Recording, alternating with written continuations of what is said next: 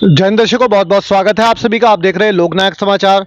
मैं हूं वासिल खान अलीफ और इस वक्त हमारे साथ मौजूद हैं मशहूर समाजसेवी और शिक्षाविद, राजनीतिक विश्लेषक श्री लोकेश सलारपुरी जी। बहुत बहुत स्वागत है लोकेश जी आपका हमारे चैनल पर। धन्यवाद बहुत बहुत वसील जी। तो लोकेश जी, राजस्थान, मध्य प्रदेश, छत्तीसगढ़, तेलंगाना और मिजोरम के चुनाव के रिजल्ट आ चुके हैं, लेकिन कहीं भी अभी तक मुख्यमंत्री का कोई चेहरा स्पष्ट नहीं हुआ है। सब जगह धुंधली धुंधली तस्वीरें हैं। सबसे पहले हम बात करेंगे मध्य प्रदेश पे। मध्य प्रदेश के अंदर मामा यानी कि शिवराज सिंह चौहान जी कई बार मुख्यमंत्री बन चुके हैं, लगातार 3 बार मुख्यमंत्री रहे हैं वो, लेकिन इस बार भाजपा कुछ हिचक रही है। ऐसा क्यों हो रहा है? देखो वसील भाई, मध्य प्रदेश और छत्तीसगढ़ के जो रिजल्ट आए हैं वो अपेक्षाओं से के अनुरूप नहीं आए। वो अपेक्षा कुछ और थी। सारे विश्लेषक, सारे जितने भी आपके वो हाँ, सभी फेल हुए हैं। सबका मानना ये था कि वहाँ कांग्रेस वापसी करेगी, छत्तीसगढ़ वापसी करेगी, मध्य प्रदेश में कांग्रेस जीत लेगी, लेकिन ऐसा हो नहीं पाया। जहाँ तक आपका सवाल ये है कि शिवराज सिंह के बारे में आपने पूछा है, तो स्थिति ये है कि शिवराज सिंह उत्तर भारत के सबसे कामयाब मुख्यमंत्री में एक है। उनकी जन नेता की छवि है, लेकिन चूंकि भाजपा के अंदरूनी मामले कुछ इस प्रकार के हैं कि उनको इस बार भाव ज़्यादा दिया नहीं गया था। दरअसल भाजपा छत्रपुर को थोड़ा बाहर करना चाहती थी। ऐसे उन्होंने राजस्थान में भी किया था, वसुंधरा के साथ में भी, वही शिवराज के साथ में। इसलिए वहाँ सरकार बनाने में फिलहाल अड़चने मौजूद है। बगावत का भाजपा को पूरी तरह खतरा सर पे दिखाई दे रहा है। ये वजह है कि अभी तक वो तय नहीं कर पा रहे कि कहाँ कौन मुख्यमंत्री बनाएंगे। आप राजनीतिक विश्लेषक हैं, क्या लगता है शिवराज सिंह चौहान की जीत हो पाएगी या कोई नया चेहरा वहां पर सामने आएगा? ये कहना तो मुश्किल है कि शिवराज सिंह की जीत होगी या नहीं, लेकिन ये कहना बहुत आसान है कि मुख्यमंत्री कोई भी बनेगा। फिलहाल भाजपा को बहुत ही जीत की स्थिति में तो नहीं है, क्योंकि बगावत की आशंका लगातार बनी रहेंगी। अगर इन्होंने शिवराज सिंह को किनारे करके किसी और को मुख्यमंत्री बना भी दिया, तो उसके बाद में लोकसभा चुनाव में वहां भाजपा को नुकसान होगा। और अगर शिवराज सिंह को बनाते हैं तो इनकी छवि को, लार्जर देन लाइफ लोह पुरुष की छवि जो माननीय मोदी जी की, तो उसको नुकसान होगा। कुल मिलाकर के इधर कुआं तो इधर खाई है। अच्छा, मध्य प्रदेश में कुछ वकील सुप्रीम कोर्ट भी गए हैं, सीजेआई के पास गए हैं। उनका आरोप है कि वहां पर कोई गड़बड़ हुई है। तो इसको किस तरह देखते हैं आप? उनका पूरा दावा है कि 100% हम ये कह रहे हैं कि हम कोर्ट में जाएंगे और चुनाव दोबारा से होगा वहां पर। देखिए, अगर वो कोर्ट में जाते हैं, सुप्रीम कोर्ट की डिसीजन देती है, तो चुनाव दोबारा हो भी सकता है। ऐसा कर सकती है सुप्रीम कोर्ट। अगर ये साबित हो गया कि हाँ ईवीएम ने गड़बड़ी की है, जिसकी संभावना है भी, वो साबित ना कर पाए, लेकिन ये एक परसेप्शन बन गया कि ईवीएम में कोई खेल तो हुआ है। पहली बार इतने व्यापक तौर पे ईवीएम को लेकर बातें चलनी शुरू हुई हैं, इन चूंकि अनएक्सपेक्टेड रिजल्ट आए हैं। तो इस बार अगर वो कोर्ट जाते हैं और कोर्ट डिसीजन देती है, चुनाव दोबारा हो सकते हैं। क्या इस तरह की कोई नजीर है कहीं पर इस तरह से हुआ हो कि कोई गड़बड़ हुई हो और दोबारा से चुनाव हुए हो? नहीं, अभी तक तो ऐसा नहीं है कि ईवीएम को लेकर कोई गड़बड़ हुई और चुनाव दोबारा हुए। अभी तक तो ऐसा कहीं नहीं। ईवीएम के अलावा बैलेट पेपर से कभी ऐसा रहा हो, कभी इस तरह से हुआ हो? नहीं, ऐसा मुझे तो याद नहीं पड़ता। हो सकता कभी हुआ, लेकिन मुझे याद नहीं है। I think Indira Gandhi jail गई थी इसी मामले में, चुनाव को प्रभावित करने की वजह से उनका चुनाव निरस्त भी हुआ था। आपको ज्यादा जानकारी होगी, मुझे पे तो हल्की हल्की सी। देखो, जिस मुद्दे पर उनका चुनाव निरस्त हुआ था, इस तरह तो फिर आज की तारीख में सारी विधानसभा, सारी लोकसभा के चुनाव निरस्त हो जाने चाहिए। वो प्रधानमंत्री थी, उनके एक ओएसडी थे, यशपाल यशपाल कुछ करके नाम था उनका। तो उनको लेके इल्जाम लगा था कि उन्होंने वो पद पर रहते हुए उन्होंने चुनाव में, इंदिरा गांधी के चुनाव में हिस्सा लिया था, जबकि हालांकि स्थिति ये थी, जब बताया जाता है कि उन्होंने पहले इस्तीफा दे दिया था।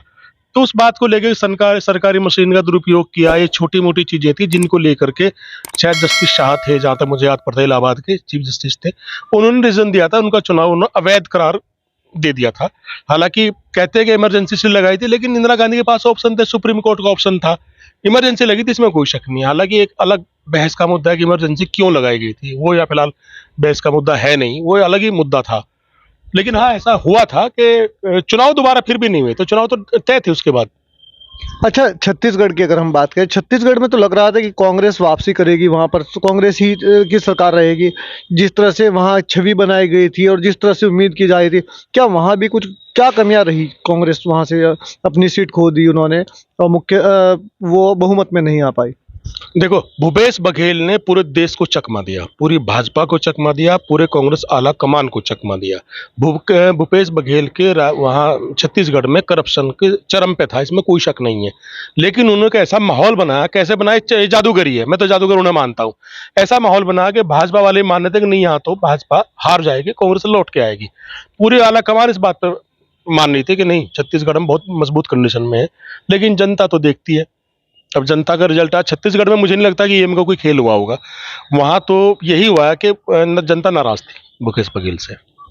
ठीक, तो वहां भी अभी तक क्लियर नहीं है चेहरा। कोई है आपकी नज़र में जिस पे हम दाव खेल सके कि भाई हम कह सके अपने दर्शकों को कि इस बार छत्तीसगढ़ का मुख्यमंत्री ये बनेगा? जहां तक मुझे लगता है शायद आदिवासी महिला रेणुका सिंह शायद छत्तीसगढ़ में मुख्यमंत्री पद की शपथ ले सकती है। मेरा अपना ऐसा मानना है, हो सकता है ना भी हो, लेकिन मेरा मानना है कि सबसे स्ट्रोंग आज की तारीख में वही है, रेणुका सिंह। अच्छा, अब राजस्थान में आते हैं। राजस्थान के अंदर बड़ी उठापटक रही गहलोत के अंदर। सचिन पायलट में एक साल पहले बहुत हंगामा रहा। अंदर खाने बातें चलती रही कि रानी ने सरकार बचा ली थी गहलोत की, जब सचिन के द्वारा कुछ उठापटक हुई थी। कुछ विधायक नाराज भी थे गहलोत जी से, सचिन भी नाराज थे, और वो पब्लिकली भी उन्होंने जाहिर किया है, दोनों ने ही, चाहे सचिन हो या फिर गहलोत हो। तो अब तक वहाँ चुनाव जीता है भाजपा ने, अब तक वहाँ भी स्थिति क्लियर नहीं है मुख्यमंत्री कौन होगा। रानी ही वापसी करेंगी या फिर कोई और नया चेहरा देखने को मिलेगा? देखो वहां की स्थिति अभी क्लियर तो कुछ भी नहीं है, लेकिन ये है कि रानी बहुत मजबूत है। रानी इस स्थिति में है, अगर वो नहीं तो फिर कोई भी नहीं है, भले कांग्रेस सरकार बनवानी पड़े कुछ हो। अभी वहां के बारे में कुछ भी कहना बहुत बड़ी जल्दबाजी होगी। लेकिन एक बात जरूर कह सकते हैं कि रानी बहुत मजबूत है और वो अपनी शर्तों पर भाजपा को झुकाने में आज भी सक्षम मुझे तो नजर आती है। जब बाबा बालकनाथ जी नाथ संप्रदाय से ताल्लुक़ रखते हैं, हमारे योगी आदित्यनाथ जी के जो संप्रदाय है उसी संप्रदाय से ताल्लुक़ रखते हैं, वो गोरखनाथ जी की जो परंपरा है। और दिव्या कुमारी भी बहुत बड़ा नाम है, बहुत चर्चा में है दिव्या कुमारी जी, और उसके अलावा भी कई नाम हैं। क्या इनमें से कोई चेहरा नजर आता है? मैं वही तो कह रहा हूँ, चेहरे तो सारे थे, लेकिन बात यह है कि वसुंधरा राजे को आप कैसे साध पाएंगे। मुख्य मुद्दा वसुंधरा राजे सिंधिया है, और सबसे बड़ी बात कि उनकी और गहलोत की पुरानी जुगलबंदी भी है। तो बात यह है, अब बना तो किसी को भी ले सकती थी। खट्टर तो बना था मुख्यमंत्री, अभी भी मुख्यमंत्री वही है। क्या है खट्टर की क्या बैकग्राउंड थी? कुछ भी नहीं, एक फेल नाकाम मुख्यमंत्री भी है। ऐसे वहां बना सकते हैं, बालकनाथ को बना सकते हैं, दिया कुमारी को बना सकते हैं। मुझे नहीं पता कल वो कैसे मुख्यमंत्री होंगे, लेकिन मुद्दा ये है कि आप रानी से कैसे निपटेंगे, आप रानी की जो फांस चुभी हुई है उसे कैसे निकालेंगे। अच्छा, ये बार बार जब भी चुनाव होता है, चुनाव होने के बाद जब परिणाम आ जाते हैं, परिणाम आने के बाद विपक्ष बार बार ईवीएम का बड़ा मुद्दा उठाता है। चुनाव से पहले तो कोई आवाज़ नहीं उठती, कोई उसके खिलाफ धरने प्रदर्शन, कोई कुछ भी शिकायत नहीं होती है। लेकिन जैसे ही रिजल्ट आते हैं, रिजल्ट आने के बाद ईवीएम में 70 कमियां हो जाती हैं। हर आदमी दोष लगा देता है कि भाई ईवीएम की गलती से हुआ है, ईवीएम की। क्या ऐसा संभव है कि ईवीएम में कुछ गड़बड़ घोटाला हो सकता है? बिल्कुल संभव है, बहुत आसानी से संभव है। बहुत चुटकियों का काम है कि ईवीएम में घोटाला पूरी तरह संभव है। मैं कंप्यूटर फील्ड का आदमी इसलिए बता सकता हूं आपको, बहुत आसान काम है। ईवीएम में एक से कई कई सारी परतें हैं, किसी परत पर आप घोटाला कर सकते हो और बहुत आसानी से कर सकते हो। लेकिन जहां तक विपक्ष की बात है, विपक्ष हल्ला तो बहुत मचाता है, लेकिन विपक्ष कभी कोई आगे बढ़ के उदाहरण पेश नहीं करता। अगर इन्हें ईवीएम के भूत से निपटना है तो एक काम करना होगा, जहां जहां विपक्षी सरकारें हैं तो वहां बाकायदा विधानसभा में प्रस्ताव पास करें और ये कहें कि हमारे यहाँ चुनाव जब भी होगा हम ईवीएम से चुनाव नहीं कराएंगे, हम बैलेट से कराएंगे। तो चुनाव आयोग के ऊपर प्रेशर आएगा, उसके बाद में ईवीएम हट जाएगी।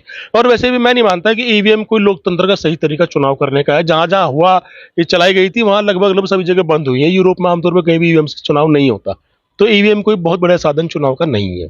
जी, पंजाब में सरकार बन जाती है आम आदमी पार्टी की, दिल्ली में आम आदमी पार्टी की सरकार बनती है, हिमाचल में कांग्रेस की सरकार बनती है, तब तो कोई हंगामा नहीं होता ईवीएम के ऊपर।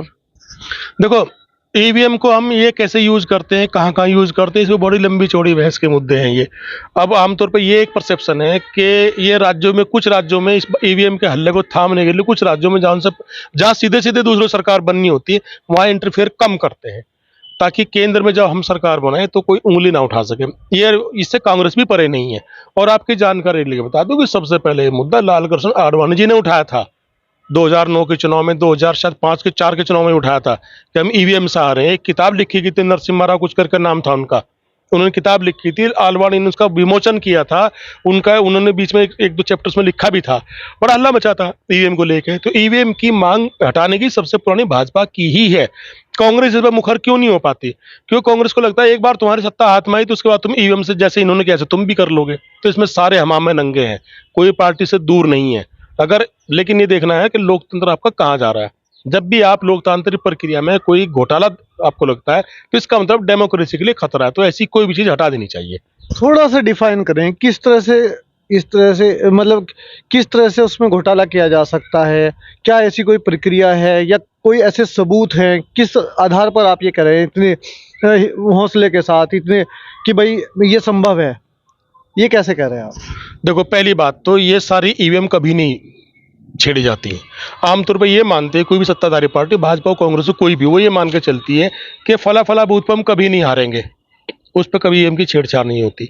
फला फला बूथ पर हम कभी नहीं जीतेंगे, वहाँ छेड़छाड़ नहीं होती। जो 1/3 के करीब बचते हैं, जहाँ इधर भी मामला है, वहाँ भी जब भी करेंगे ईवीएम को वहाँ ये टेम्पर करने की कोशिश करेंगे। जब भी कोशिश करेंगे वहाँ टेम्पर करेंगे। कैसे करेंगे? वो बता रहा हूँ मैं आपको। कभी इलेक्शन में ईवीएम जहाँ हुई वहाँ कभी आप चुनाव एजेंट बने बिल्कुल बनाऊं मैं। बने हो? तो जब पूरा चुनाव